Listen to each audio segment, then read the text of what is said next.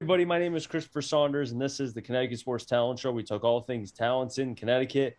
And on today's show, I'm pleased to have once again a returning guest who is always a plethora of information from Simsbury, the head coach for the football program, Coach Masters, Dave Masters. Coach, pleasure to be able to have you back on. And long time no talk. It's been a while. Yeah, it has. I mean, we used to try and make it a kind of a regular situation, but it's good to be back. I enjoy doing the show.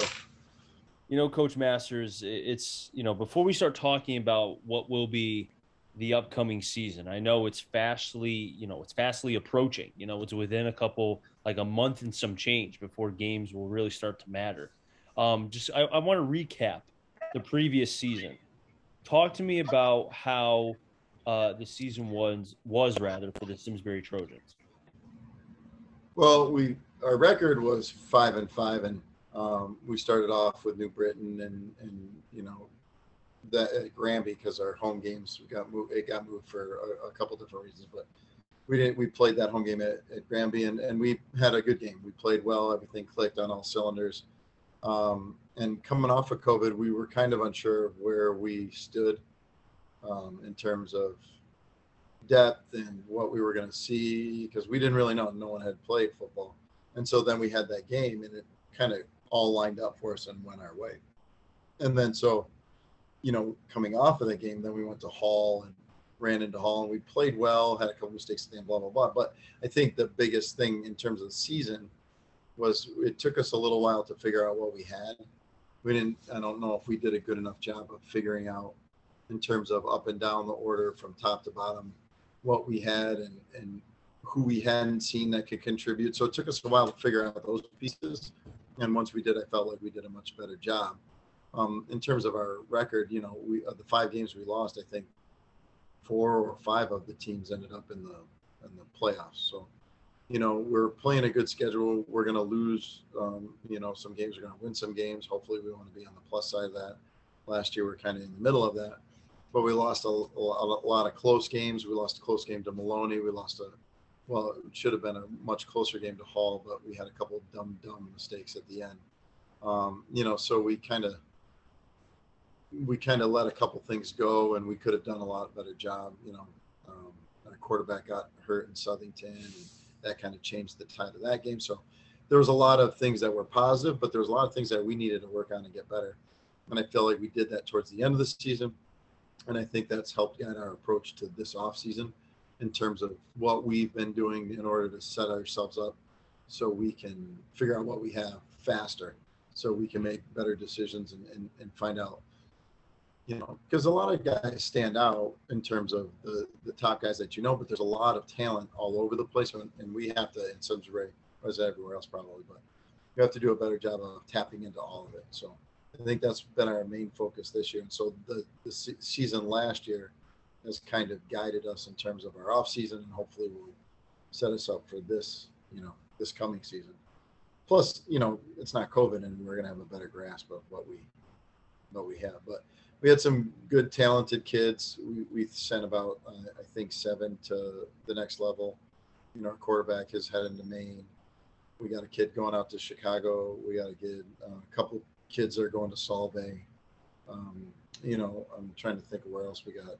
University of New England. So we've got, we had some kids, go to the next level, which is always good for the program. And I feel like our numbers are up again. So I feel like we had a good season, a building season, and a developmental season last year that can hopefully propel us this year. I hope. How important is it, Coach? Because you talk about the COVID season because it canceled, and it kind of, in a lot of ways, the previous season that you spoke of, trying to get things back after missing a season. And it took a little bit for some teams.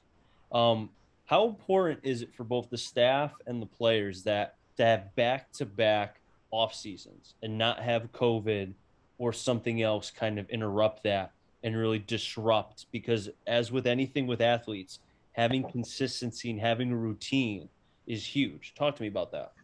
Well, I just think it sets you up. We're back to our normal routines. Like our weight room is normal, where we can have all 100 and plus kids in the same 2 rooms, and we can function that way. And we can take our trip to West Point. And so there's normalcy in our normal program. which, for all of us, coaches and players, gets us back to some of that same routine. And I think that's kind of key. We did our Wesleyan camp last year. We did it again this year. This year was, we were, it was 4 days last week or 4 nights last week, and we weren't all in masks, and we kind of were joking about how awful it was last year and just grinding it out. But last year it was important to go because we hadn't seen anybody in pads. This year we went to help evaluate and set our depth. So, the return to normalcy and the off-season procedures that we normally do is playing a huge factor in, kind of where we're at. We're able to evaluate a little better, go through each player and break it down. So, I think that's kind of the key. It just sets you up for knowing your team better and what you have and what you can do with it. You take the pieces that we have, and we're pretty confident in what we have, and then we can, put the pieces together in terms of the whole puzzle for the offense and defense and special teams and make it work. So I think that is the best part about it, able to evaluate and move forward. Were there any particular either players or maybe a position group that really kind of jumped out and has really been opening eyes, either during the weightlifting, you talk about the camps, West Point, anything like that that you want to talk about? Well, there's different factors. We have to replace the whole line, but we went down to West Point and there was a lineman challenge there. And just in terms of competing, it's not real life, but you want to see your kids compete and you want to see them try to win at everything they do. And they went down and they won it, which was great for us. And we do passing leagues, and we finished it in the semifinals to Iona Prep in the West Point. So I like to see the competitiveness of all the groups. We have some kids with experience. We have a lot of areas that don't have a lot of experience, but we have talent. So we're trying to figure that out. Our quarterback situation is not so much as in flux as we know what our path is. We just have to make sure that gets done because it's a new kid going into that spot. Whoever it ends up being totally, it's going to be a new kid because I haven't graduated. So, we're working with two or three kids in that department, and our line is young, but I like how they're competing. So I don't know if in our wide receiver group, I think probably has the most experience. There was a turnover in the coach there. That's the one coaching change that we have. But we have a guy on staff whose natural spot is that. So we did some jumbling around and we fixed that. But the receiving crew has done a good job coming together, and they work on their own a lot. I'm pulling into the school at all hours and I'm seeing kids on the turf and they're running their stuff. And that's kind of nice to see, because they realize, we have to do better in certain areas. So I think that's, we have a lot of spots to fill. So it's kind of a work in progress. But I like how we're competing, and I like how we show up for everything. No one's missing lifts and stuff like that. So that feels pretty good. I want to hit on the offensive line because I feel like that's the most important position in all of football. Because if you don't have a good offensive line, then you can't do anything offensively. Thus, your defense is on the field more, thus, more snaps. And then they're getting tired earlier in the game. And then you see lopsided scores. You talk about how the offensive line is it's going to be a new O line this year. Um, how much of that has been talked about with the group that you have saying, and I don't want to put pressure on them by saying like, hey, you guys need to show up. But as far as the maturation process, how has that been through the course of this off season? Well, we're pretty open with the kids. Like they know they're all new. Not all, yeah, there's a lot of inexperience, but Moose is now, I moved Moose to the offensive line, kind of, because that's a focus point for us.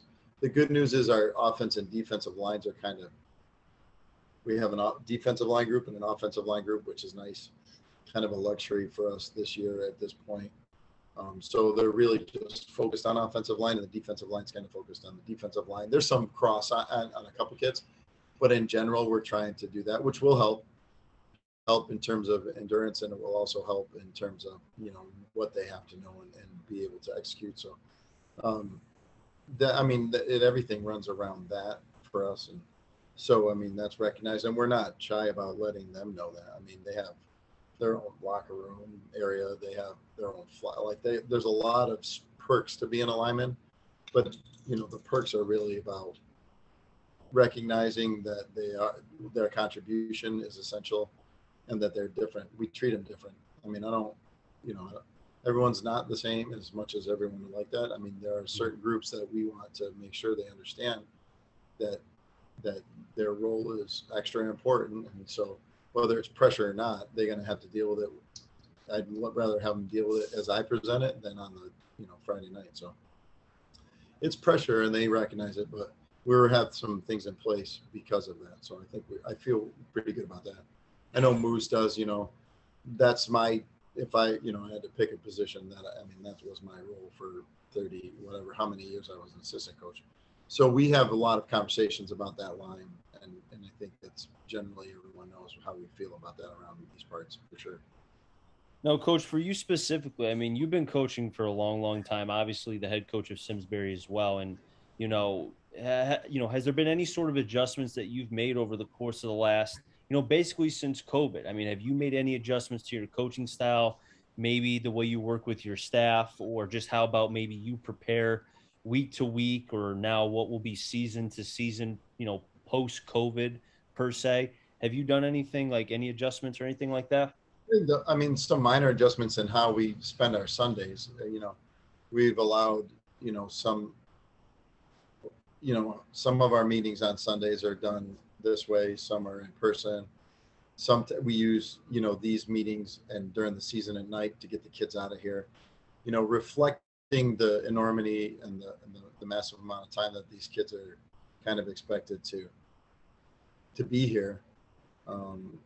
I think it's actually allowed us more quality teaching time as opposed to getting out of practice or rushing through practice. Our schedule is, we get out of school, we lift or study hall, then practice.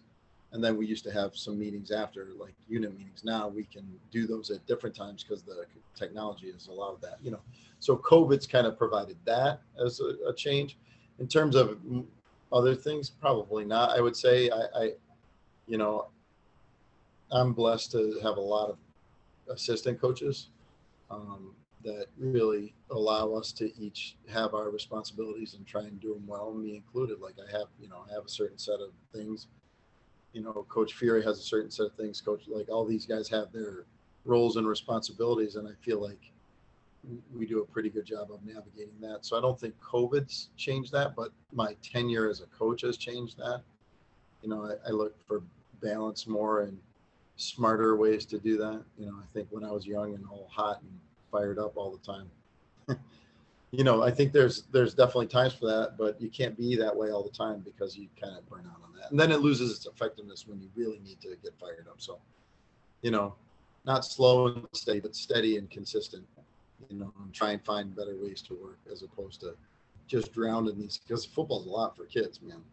Particularly this size. We have a lot of kids on the program, and that's a lot of kids with a lot of needs and blah, blah, blah. So I think working smarter would be probably the best way to put it.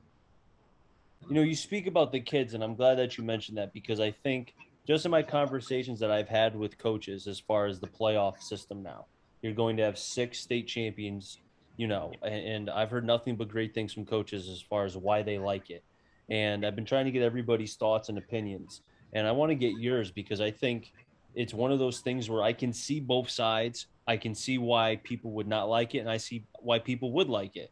And it's not my opinion to say one side or the other about, oh, I agree with this or that. But I can agree on one thing, that giving kids, because they're student athletes, these are high school kids. They're not going to play, 99% are not going to play pro football, and less than 1.5% even play college football at the Division I level, something like that. So giving these kids an opportunity to be able to get that experience, I think, is a wonderful thing. We can all agree to that. What are your thoughts as far as the playoff system and whatnot now?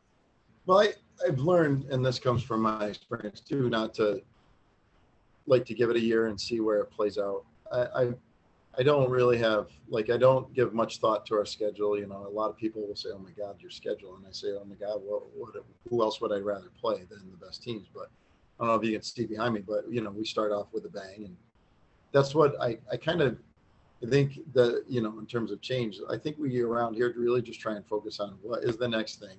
And I know that sounds very coachy or whatever, but that's the truth. Like I think that I used to say that and not really believe it and be like, oh no, I used to stress about that. I even had a guy on the staff that would break down everything by numbers and like, sometimes I want to hear it. Sometimes I'm like, it doesn't really matter. Like whatever, whatever happens, happens. If it is the thing, I like to give my opinion when things are being developed and my thoughts and ask a lot of questions. But once it's kind of in the system, I want to see what happens for a year and then we'll go from there. I strongly, in terms of things opinion, I'd like to, what we're able to do in the off season affects me, but in season, 6 playoff teams, I'm happy to have kids and provide kids opportunities to play. So if it works out where more teams to eat at the end of the season, I'm all in on that for sure. So, we even switched out of L or double L and are now an L. And so there's lots of changes. And, I know we play North Haven first. I know that. So that's what I'm trying to focus on. And I think the kids are focused on that too. Even the coaches, we don't talk about that much. And because it is what it is, So we'll see how it goes a year now after the season. I may have some opinions on, what I think about it, but I think it's a little, I'm also hesitant to say too much because I feel like it's going to change. That's if we're being honest, like there's so many times I, think about things for an enormous amount of time. And then all of a sudden, they change their mind and it's not doing it. So we'll see. I'm excited for any kind of, opportunity. So we'll see what plays out, how it plays out. L is so competitive as far as there's 8 teams that made the playoffs and I think it's L and S are the most as far as returning playoff teams. L has St. Joe's, it's got Xavier, it's got a team in the NVL that I'm very familiar with in Naugatuck, who knows, maybe Simsbury and Naughty could match up in the playoffs if that ends up happening. That's fun too. I like playing different teams and you never know. I think is Darien in L now? No. Darien is in L, correct. Yeah. So you didn't lighten the load there. You know what I mean? I mean, L is the conference, in terms of there's a lot of. It's the power conference. Yeah. So it's kind of funny, but it is what it is. They got kids the same as us. And, I like my coaching staff. So I got some. But I will say though, Coach, I think because you play in the CCC and just like the FCAC, and you can make the case, even the Pequot. And I was talking with a couple coaches who coach in the Pequot. I mean, you saw how successful the Pequot teams were. Rockville getting to the final, Granby Canton getting as far as they did. You had Stafford who lost, I think, by a couple points to Portland Cromwell, who destroyed Ansonia. I didn't see that happening. It's just one of those. Yeah, it's just one of those things, Coach, where I feel like each conference is competitive and can get you ready depending on how you structure your schedule. And I think for you to, like you said, I want to go up against the best because if your guys can prove that they are worthy of getting to the playoffs with that schedule, then you're prepared for the CIAC playoffs. What says you? Oh, I say that same thing. Like I don't think we ever preach or talk about shying away from playing the best teams. I mean, you want to measure yourself up against the best, and then you see where you're at. I mean, you can. It does me no good to schedule teams that can't compete, and we go 9-1, and then we get to the playoffs. That's not really the goal. The goal is to develop kids and make them great football players. Well, you got to play the best to be the best in terms of learning how to compete. So you're not reaching that goal if you're just trying to cakewalk through it. And then we always want to be the champion of a division. We want to be the L or the double L or whatever we're in at that time. That's what we want to be. We want to be, in the state playoffs and winning a state championship. So that's kind of what the focus is. And you can't do that if you coast through. Not that, winning football games is hard however you do it, but certainly you want to try and play the best, if it falls that way. And it certainly does you no good to woe is me. I'm like, oh man, I got to play North Haven and then Norwalk and Maloney and then something like that. Those are great opportunities for our kids to get better and our coaches to really work hard and find success in that. That feels good when you have those kinds of successes. So yeah, I agree with you. Opportunities for sure. No, I agree with you 100%, Coach, on that one. Coach I think most football coaches do too. I would think you'd be hard pressed to find a coach that is looking to do it the opposite way. I think most football coaches understand the value in that kind of thing. for sure. No, they do. Again, like I said, I agree with you before, and I agree with you now on that. Coach Masters, before I let you go, just kind of give what could people expect as far as if they come to a Simsbury Trojans football game this year? What could they be expecting to watch this Well, season? hopefully they see what we've tried to build our program on is smart football and tough football. You're not going to see the biggest athletes on the field, but you'll see kids that really want to win and try hard till the very end. I think you're going to see coaches who, my assistant coaches who work hard and are passionate about the game. And I think you'll see, that reflected in the kids and the way that we play. I think our offense and defense, there are not really any secrets anymore in terms of that stuff. And, my coaching staff will find a way to make the offense work. We'll find a way to make the defense work. And so I think we'll be excited to get back, and I think our normal quote unquote off season will reflect some of that. I hope. I mean, our numbers are up again, which is great. So, we'll be excited to get going for sure. Coach Masters, it's always a pleasure to be able to have you on and to be able to. I know between my schedule, your schedule, and everything, it's tough to be able to link it up, but I'm happy to be able to have you back on here again. And it's always a pleasure to be able to talk about Trojan football with you. So thank you for being able to spend some time You to come bet. back on. I appreciate the opportunity for sure. No problem. That wraps things up here in the Connecticut Sports Talent Show. So until next time, stay safe. Remember, CT stands for Connecticut Talent. And I'm Andrew McFine them all. Enjoy the rest of your day, everybody, and be well.